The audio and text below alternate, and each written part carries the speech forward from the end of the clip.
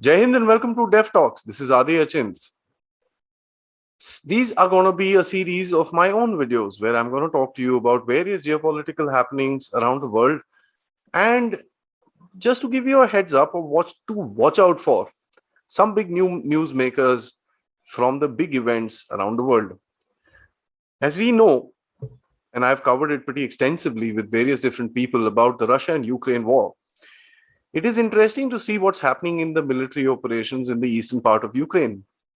A lot of people have called this operation very, very slow. A lot of people have said that the Russians have kind of missed their time. And the longer this war drags on, it'll be detrimental to Russia. I'm not here to, rebut anybody, but here's something that I think. The Russians are going slow in the eastern region because the eastern part of Ukraine, which is known as Donbas or Donetsk and Luhansk regions, is highly industrialized. It's a very, very urban sort of a setup where the population is close to 6 million people. Although it may not sound like much in Indian terms, but 6 million people in those kind of regions is quite a bit. Uh, the Ukrainians have had close to 8 years to build up the defenses in those regions. They've literally been able to build up static defense lines, which is what is creating a lot of issues for the Russians to kind of break through. When I say issues, it doesn't mean that they're failing to do so. What we can see every day with the war report that comes out from both the sides, as a matter of fact, is that the Russians have been making very steady advances. The Ukrainians have been able to field out some of the very, very new equipment that they've got from the West onto the front line in Donbas. But the so-called touted about effect of a war change or a situation change that was being put across when these weapons were being sent to Ukraine has not really been seen. Uh, the interesting thing I'd like to talk about is the $40 billion package that has been announced by the Americans to be sent to Ukraine. Upon a little analysis, one actually gets to know that the actual military weapons as well as training cost or the amount that is being allocated to this particular head is about $6 billion. And this is available in the open domain. You can please go ahead and check it out. Looking at that, these weapons are, of course, not really readily available. Even if they are, the Ukrainians need to be trained on them. There is a huge supply chain that needs to be created. These weapons need to enter Ukraine. These weapons need to be saved from the interdiction efforts that the Russians may carry out. And once they reach the front line, they need to be used effectively. Now, in a wartime scenario, it is quite implausible, or if I may say so, quite difficult for anybody to pull that off, considering the enemy, the size, and the rate of firepower that has been put across by Russia.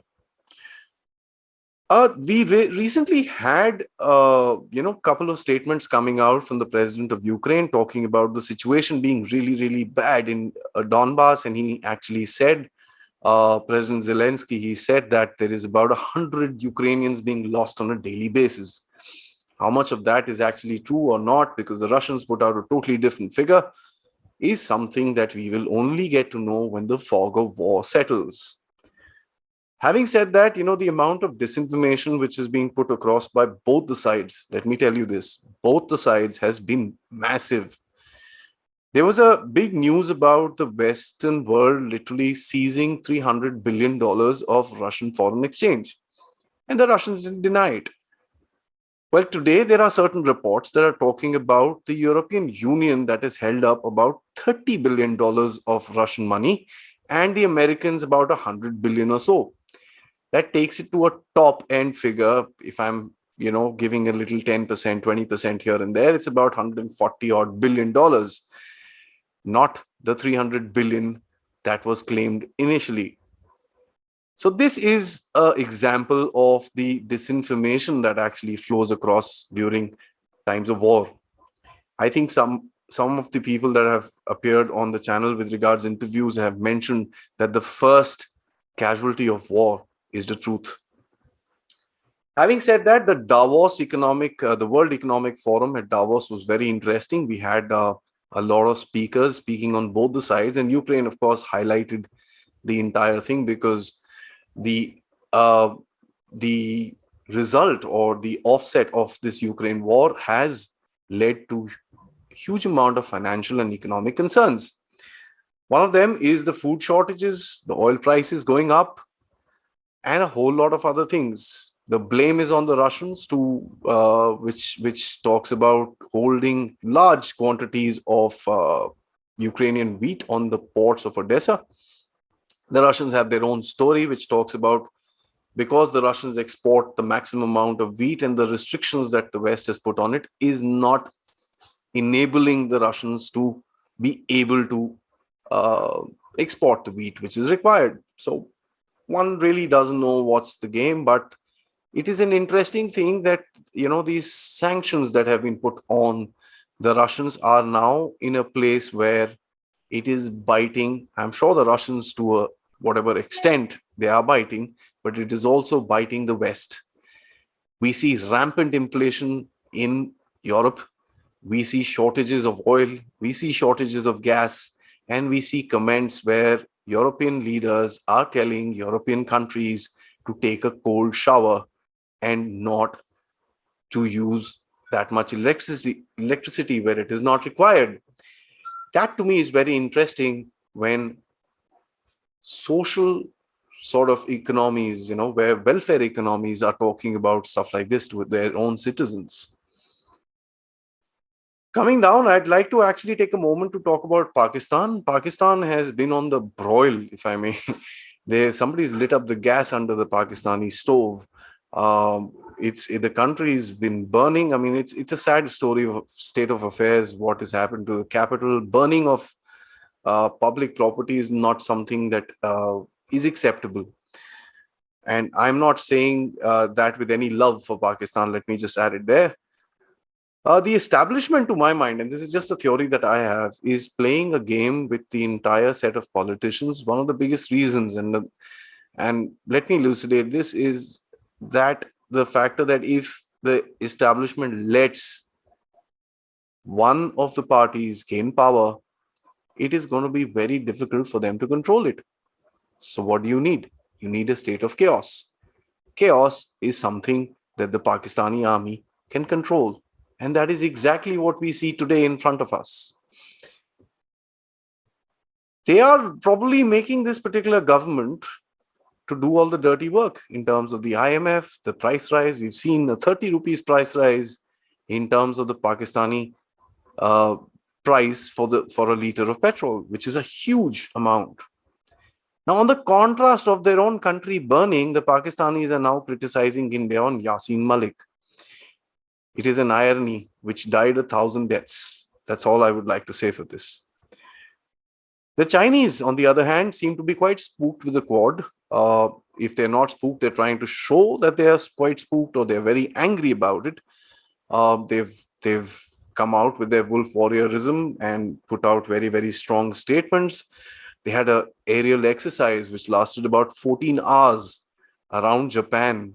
And this is the time when the Quad leaders, including our Prime Minister Narendra Modi, who was there for the Quad summit. What was the messaging that was being put out? Well, the messaging will talk about the Chinese and the Russian No Limits Alliance, which was signed just before the Ukraine war was started. And this is something that the world needs to look at. And I think the West is making a big mistake by trying to isolate Russia and making it fall back onto Chinese hands. I think the West really needs to rethink their policy against Russia, sit down, talk about this, and end these silly hostilities, because one would need the Russian help if one needs to go against China. The Chinese have announced a huge military exercise next to Taiwan as probably a retaliation to what President Joe Biden said in terms of military help that he would provide in case the Chinese actually take up arms against Taiwan. COVID is raging. There are concerns about industrial growth going down the tubes. The touted 4-5% growth is something that we don't see happening right now. The Chinese, in retaliation to the Indo-Pacific Economic Forum that I've discussed with General Ravi Shankar in a great detail in one of my videos, part 3 of the Quad, check it out, have also launched a security and an economic cooperation with the countries or the small island nations in the Pacific. This is basically a sort of a debt trap which is being expedited with a set formula with all these small nations within the Pacific. The president of Micronesia has already started opposing this, and he's written letters to all the small nations within that region, trying to keep them away from Chinese influence. I'd like to take this moment and mention about Turkey, who's been playing a very interesting game within Europe. The Turkish talk about actually not letting the Swedish and the Finnish into the NATO alliance. They're negotiating with them. And on top of that, they have started a small military operation in Syria. And on top of that, they are in talks with Israel to normalize the relationship. A lot is happening in that country. I think President Erdogan is looking at another term, and he wants to set things right within the failing economy of Turkey. The Russian economy coming back to Russia has improved. The inflation has dropped. One really wonders that the rising oil prices around the world and Russia being one of the largest exporters of oil, how is this affecting the Russian economy? Are they making more money today? Something that we'll have to analyze onto. And that brings me to the final point about the failure of the sanctions that the West has put. As a parting thought, we all know that the Europeans are buying oil from Russia by paying rubles in a Gazprom account. My question to a lot of the countries around the world that are buying wheat or propose to buy wheat from Russia is that, is wheat for rubles coming? Thanks a lot. Till next time for another set of geopolitical updates. Jai Hind.